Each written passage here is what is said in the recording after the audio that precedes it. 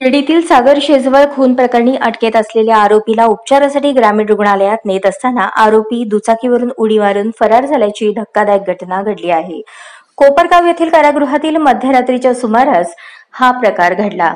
याबाबत अधिक माहिती अशी 2015 साली शिर्डीत बाबासाहेब आंबेडकरांची रिंगटोन वाजली म्हणून सागर शेजवळ या दलित तरुणाची हत्या करण्यात आली होती।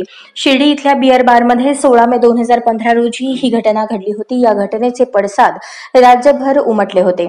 यातील 9 आरोपींपैकी योगेश सर्जेराव उर्फ गोट्या पारधे राहणार कोल्हार तालुका राहता जिल्हा नगर हा एक आरोपी आहे।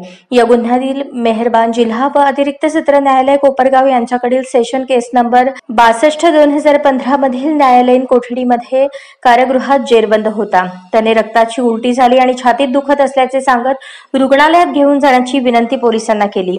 आरोपीला दुय्यम कारागृह कोपरगाव येथून उपचारासाठी ग्रामीण रुग्णालयात नेत असताना वाबळे हॉस्पिटल जवळील टी पॉइंटवर दुचाकी वाहनाचा वेग कमी झाला असता आरोपीने दुचाकी वाहनावरून उडी मारून पोलिसांच्या हातावर तुरी देत पोबारा केला।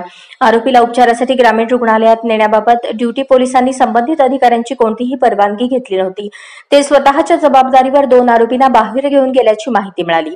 2 आरोपी आणि पोलीस असे 3 जण मोटरसायकलवर जाताना या आरोपींना बेड्या घातल्या नव्हत्या। एक आरोपी पळून गेल्यानंतर दुसऱ्या आरोपीच्या मदतीने पळून गेलेल्या आरोपीला शोधण्याचा प्रयत्न करण्यात आल्याची माहिती मिळाली। या प्रकरणी पोलीस हेड कॉन्स्टेबल पीनू ढाकणे यांच्या तक्रारीवरून शहर पोलिसात गुन्हा दाखल करण्यात आला आहे। पोलीस आरोपीचा शोध घेत आहेत। मात्र कारागृह प्रशासनाच्या कार्यक्षमतेवर प्रश्नचिन्ह उपस्थित होत आहे। या प्रकरणी शिर्डी उपविभागीय पोलीस अधिकारी शिरीष वमणे, पोलीस निरीक्षक प्रदीप देशमुख यांच्या मार्गदर्शनाखाली सहाय्यक पोलीस निरीक्षक विश्वास पावरा पुढील तपास करत आहेत। आजच स्मार्ट महाराष्ट्र न्यूज चॅनलला सबस्क्राइब करा।